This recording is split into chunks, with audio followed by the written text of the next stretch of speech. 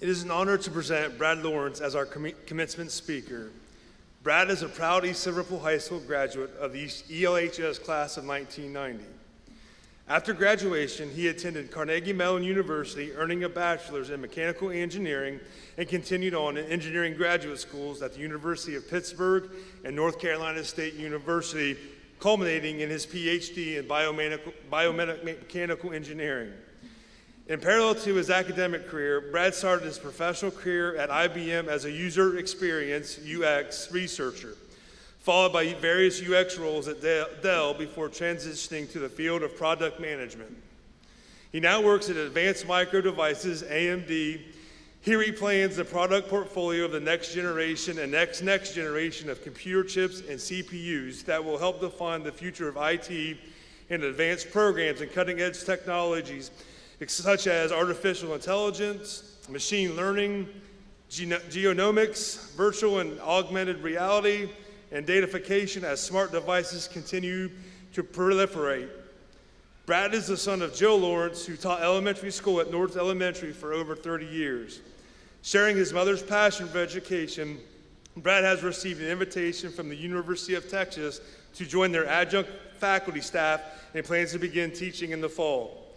Brad resides in Austin, Texas with his wife Lindsay and his daughter and 2 sons. Please welcome Brad Lawrence.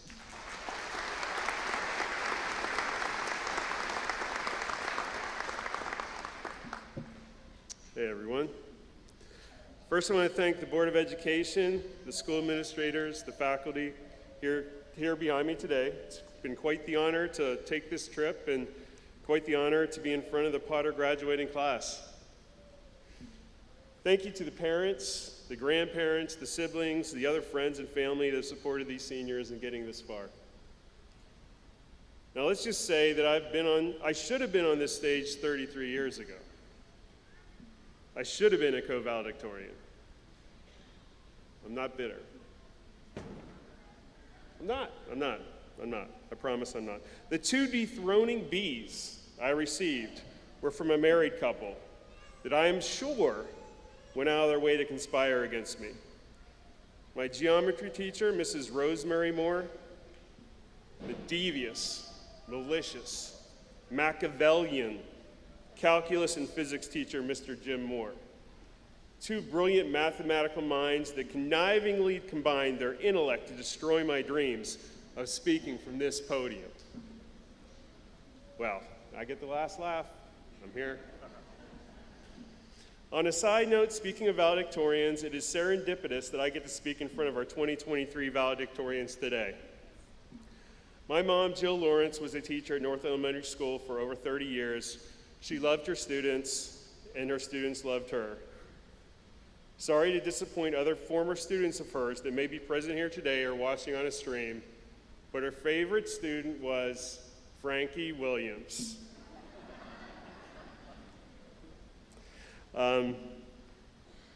So I find it very cool and quite an honor to be speaking to a class where one of the valedictorians is the son of my mom's favorite student. Congratulations, Eric, and to you, Frankie, wherever you are out there. Also, congrats to the other valedictorians, although none of you had to match wits with the evil Moors. Back to my mom. She had an incredible passion for education and teaching. Many of us students described her not just as their favorite 4th grade teacher, but their favorite teacher of all time. And she helped instill in me a love of education that set me on a successful academic path. So who was my favorite teacher of all time? This includes elementary school and middle school, college, grad school. It was the brilliant, selfless, gallant, altruistic calculus and physics teacher, Mr. Jim Moore. My kids, Noah and Aubrey Rose, are here, and for this next part, I asked them to cover their ears, for I don't want them to hear about my past academic work ethic or lack thereof. For whatever reason, are they closed? Cover yours. For whatever reason that I still don't understand today in high school, I prided myself in never taking a book home. I didn't even own a backpack. I'd do homework in class or in study hall. In Mr. Moore's classes, we were expected to come to the chalkboard the day after an assignment with our homework done. My peers would go to the chalkboard with their completed homework written on paper in hand, like the little goody two-shoes they were, where I would go to the chalkboard with book in hand and address the platform for the first time and solve it in real time on the chalkboard. This did not sit well with Mr. Moore. At the end of one of the semesters where I received one of the aforementioned dethroning Bs, Mr. Moore announced to the entire class, Brad finished the semester with an 89.6%. Normally we would round that up to an A, but since Brad doesn't seem to like to follow instructions as it relates to homework, we are going to leave it as a B. Not pleased with that announcement at the time, it did, however, provide the corrective kick in the pants I needed that would prepare me for the academic challenges ahead of me. And this takes me to the sermon part of the speech. Put in the effort.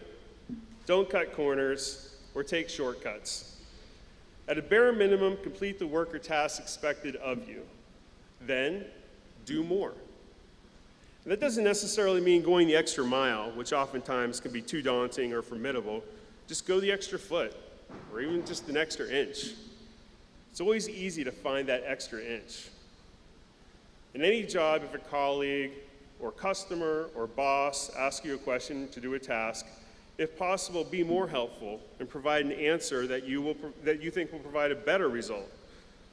Spend a few minutes doing a Google search or a bit of research on their behalf to provide a more insightful answer that they may not have even considered.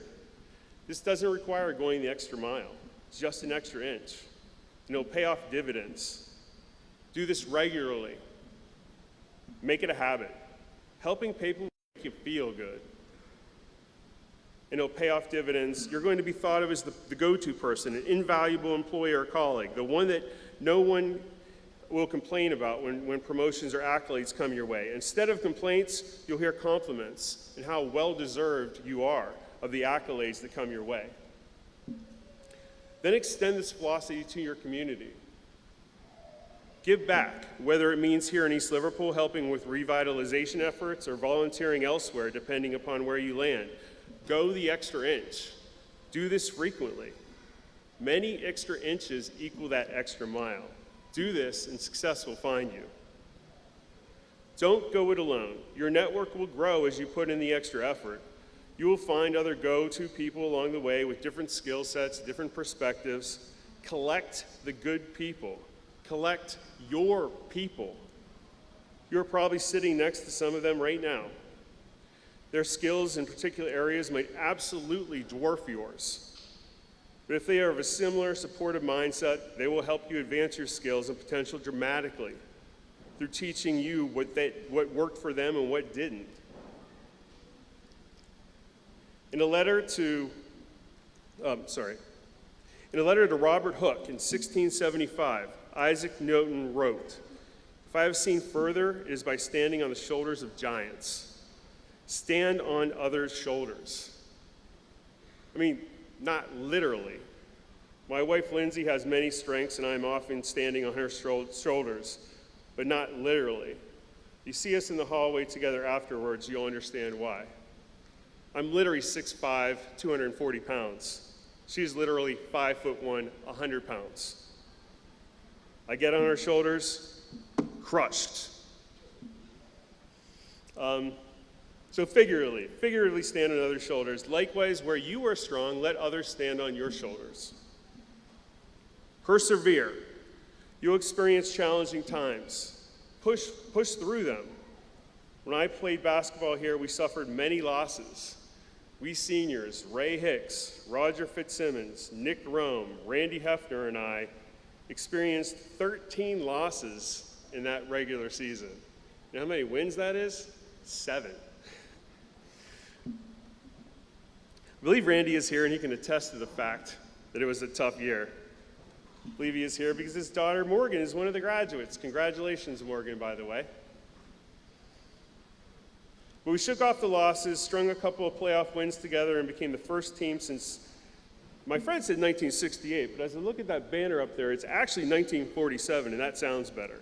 Became the first team since 1947 to reach the Division I Sweet 16 in the state. The point is, on your journey, you may experience downturns. along the way, but if you continue to put in the effort, success will find you. You will most likely experience criticism along the way. Embrace that constructive criticism and use it to better yourself. Let the negative criticism roll off your back. Oftentimes, the negative comments directed at you aren't even creative enough to be worth your while or taken seriously. Mine included Pumpkinhead, Dork Brain, Dumbo, comparisons to Will Smith. Now, I'm not going to slap anyone up here on the podium today, unless Principal Burson gets out of control. You good?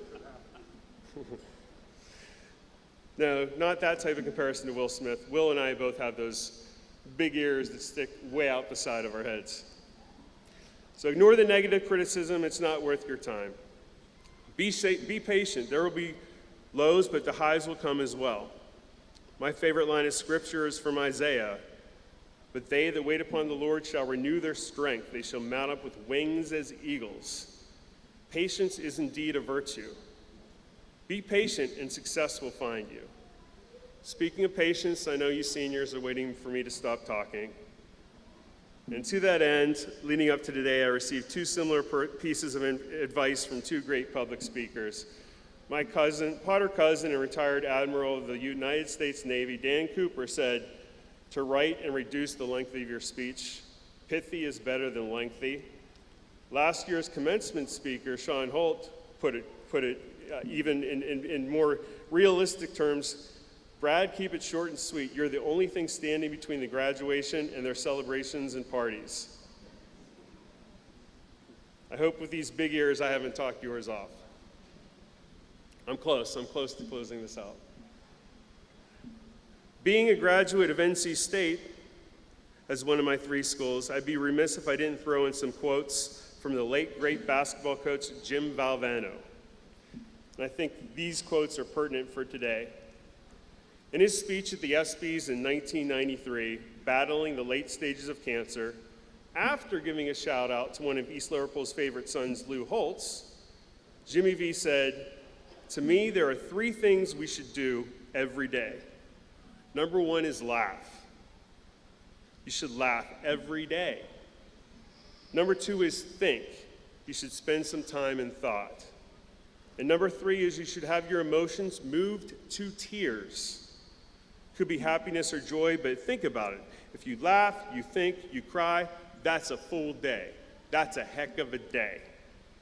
So seniors, laugh today, think today, don't be embarrassed to cry today. Have a great full day. You have earned it. And even better, like Jimmy Stewart's George Bailey, have a full, wonderful life. From this proud Potter, congratulations to you all, class of 2023.